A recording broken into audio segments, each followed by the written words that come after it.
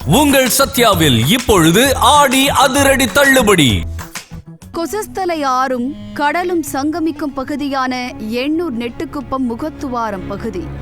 இந்த பகுதியில் கடந்த 2 நாட்களாக கொத்து கொத்தாக டன் கணக்கில் மீன்கள் செத்து மிதப்பதால் மீனவர்கள் அதிர்ச்சி அடைந்துள்ளனர். மீன்கள் அழுகி வருவதால் அப்பகுதி முழுவதும் கடும் துர்நாற்றம் வீசி வருகிறது.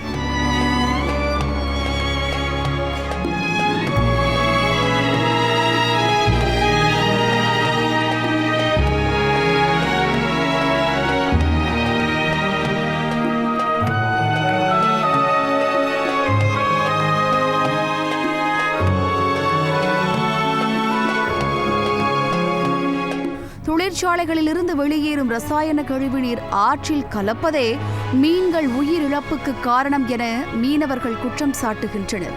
கழிவுநீர் கலப்பதால் நீரில் நச்சுத்தன்மை அதிகரித்து நீரின் இயல்பான தன்மை பாதிக்கப்படுவதோடு ஆக்சிஜன் அளவு குறைந்து மீன்கள் உயிரிழந்திருக்கலாம் எனவும் அவர்கள் தெரிவிக்கின்றனர்.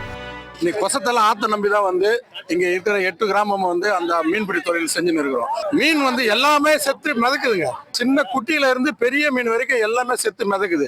ஆனா உரிய நடவடிக்கை இது வரைக்கும் யாருமே பார்க்கவும் இல்லை, எடுக்கவும் இல்லை. வேற வழி இல்லாம மீனவர்களுக்கு வேற வாழ்வாதாரம் இல்லை, தொழில் இல்லை, பாதிப்புன்னு போது நேரம் ரோட்ல உட்காந்துட்டோம்.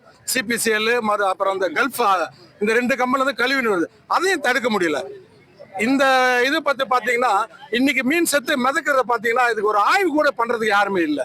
அதை ஆய்வு பண்ணி எதனால இந்த மாதிரி மீன் சாகுது, இதனுடைய நிலைமை என்ன, நாளைக்கு மீனவருடைய வாழ்வாதாரம் என்ன ஆகும், நாளைக்கு மீனவருடைய உரிமை என்ன ஆகும், இதெல்லாம் பதில் வந்தாதான் எங்களுக்கு நல்லா இருக்கும்.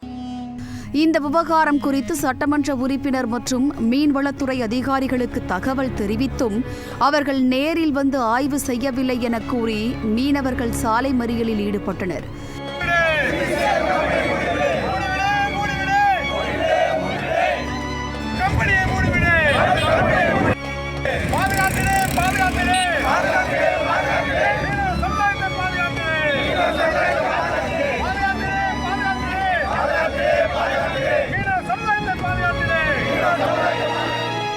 இதனையடுத்து சம்பவ இடத்திற்கு வந்த திருவொற்றியூர் தொகுதி தாவேக சட்டமன்ற உறுப்பினர் செந்தில்குமாரை மீனவர்கள் முற்றுகையிட்டு வாக்குவாதத்தில் ஈடுபட்டனர்.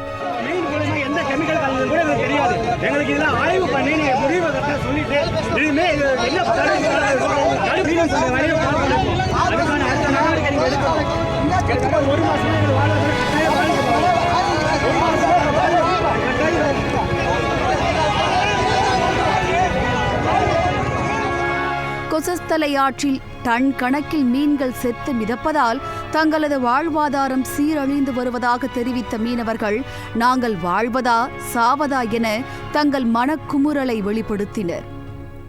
அந்த மழை டைம்ல அந்த ஆயில கலந்து விட்டாங்க. அன்னைக்கு இங்க ஒட்டுமொத்த மீனமே இல்லாம போயிடுச்சு. அப்பவே இருக்கிற நான் கவர்மெண்ட் கிட்டையும் அந்த கவர்மெண்ட் கிட்டையும் நான் லெட்டர் எல்லாம் கொடுத்து எல்லா துறையும் பார்த்தோம். ஆனா பார்த்ததுக்கு அப்புறம் கூட திருப்பியும் அந்த சிபிசிஎல், எம்ஆர்எல், கல்ஃப் 6 பேரோட கழிவெல்லாம் இங்கதான் விடுறாங்க. இந்த ஆறு மீனவருக்கு சொந்தமா இல்ல இந்த கார்பரேட் கம்பெனிகளுக்கு சொந்தமா? இந்த ஆத்தை நம்பி போனா ஒரு நாளைக்கு 100, 200, 300, 500 இருக்கு. ஆத்தை நம்பினவன் என்னைக்குமே கெட்டு போனது இல்லை. இந்த ஆறையை நாசம் பண்றீங்களே. மனுஷன் வாழ்றதுக்கு தான் நாங்க இதை கேட்கிறோம். சாவறதுக்கு அவங்க போராடினு இருக்கோம், வாழ்றதுக்கு தான். இப்ப எல்லா அதிகாரியும் வரணும், எங்களுக்கு ஒரு நல்ல தீர்வு சொல்லணும். தொழிற்சாலை கழிவுகள் ஆற்றில் கலப்பதை உடனடியாக தடுத்து நிறுத்த வேண்டும் என்றும் மீன்கள் உயிரிழந்ததற்கான உண்மையான காரணத்தை கண்டறிய வேண்டும் என்றும் பாதிக்கப்பட்ட மீனவர்களுக்கு உரிய நிவாரணம் வழங்க வேண்டும் என்பதே மீனவர்களின் கோரிக்கையாக உள்ளது.